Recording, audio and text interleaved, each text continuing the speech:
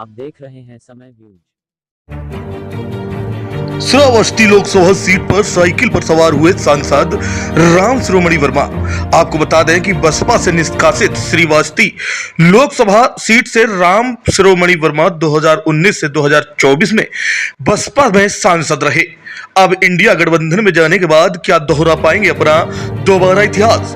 बसपा में रहते 5000 वोटों से जीते थे राम शिरोमणि वर्मा। सांसद जी ने जीत की हुंकार भरते हुए कहा कि हमारी जीत एक ऐतिहासिक जीत होगी। आइए सुनते हैं सांसद जी ने क्या कुछ कहा। जनमानस के बीच में जाते हैं तो कौन सा मुद्दा लेके आप जाते हैं श्रावस्ती लोकसभा की जनता के बीच में? बहुत बहुत धन्यवाद। सबसे पहले तो मैं आपके चैनल को और आपको बधाई देना चाहता हूँ। और ये महापर्व 2024 लोकसभा का चुनाव जिस तरीके से हो रहा है, इसमें सबसे पहले मैं देख रहा हूँ कि इंडिया गठबंधन पूरे देश में मजबूती के साथ चुनाव लड़ रहा है। और जिस तरीके से समाजवादी पार्टी के राष्ट्रीय अध्यक्ष, हम सभी लोगों के नेता माननीय श्री अखिलेश यादव जी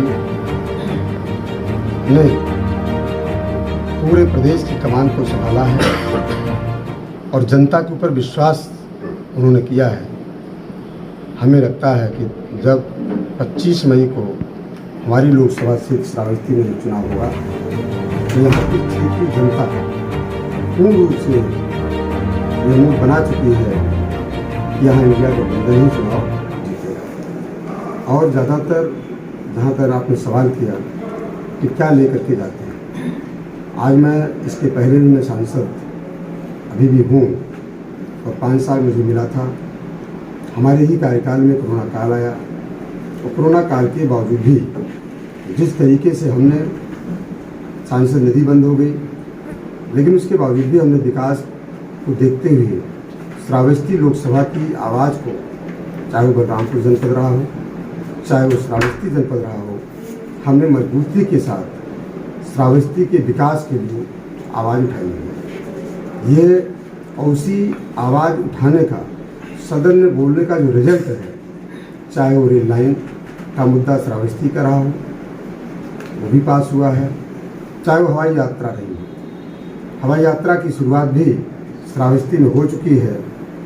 और मेडिकल कॉलेज जो स्वास्थ्य को देखते हुए, जो हमारे क्षेत्र की सामान्य जनता का स्वास्थ्य का सबसे बड़ा कारण था, यहाँ मेडिकल कॉलेज नहीं था और हमने गंभीरता के साथ सदन में आवाज़ उठाई और मुझे मेडिकल कॉलेज भी मिला।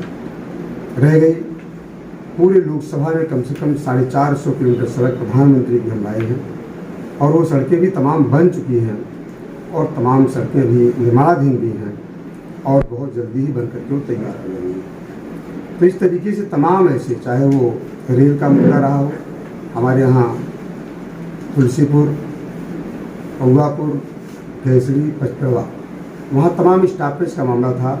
हम सफ़र एक्सप्रेस की बहुत बड़ी डिमांड थी, लेकिन हमने बड़ी गंभीरता के साथ सदन में एक बार नहीं कई बार पत्र के माध्यम से पत्राचार किया।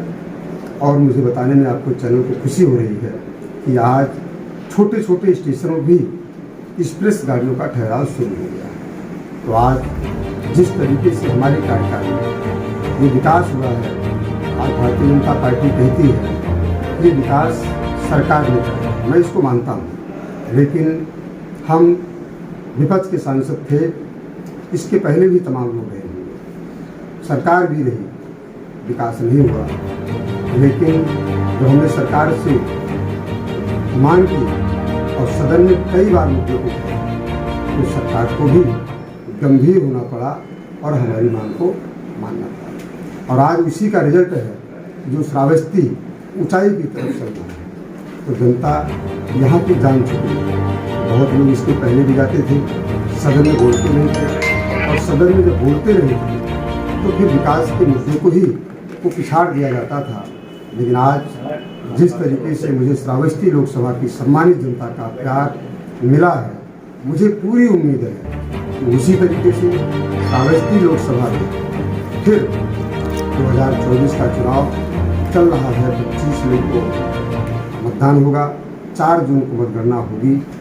तो मुझे जो विकास आपने कहा कि आप मुद्दा लेकर के क्या जाते हैं, अभी भी दोनों जनपद हमारे पिछड़ी श्रेणी में आते हैं। अभी भी स्वास्थ्य जो परिस्थितियाँ हैं, अभी भी स्वास्थ्य के मामले में श्रावस्ती जो ऐसा जिला है वहाँ मेडिकल कॉलेज नहीं है। हालांकि इसके पहले भी मैंने सदन में मेडिकल कॉलेज के लिए श्रावस्ती में भी आवाज़ उठाया है और मेरा लक्ष्य रहेगा कि श्रावस्ती में भी जैसे बलरामपुर में हम मेडिकल कॉलेज लाए हैं उसी तरीके से श्रावस्ती में भी मेडिकल कॉलेज बने, क्योंकि एक जिला है।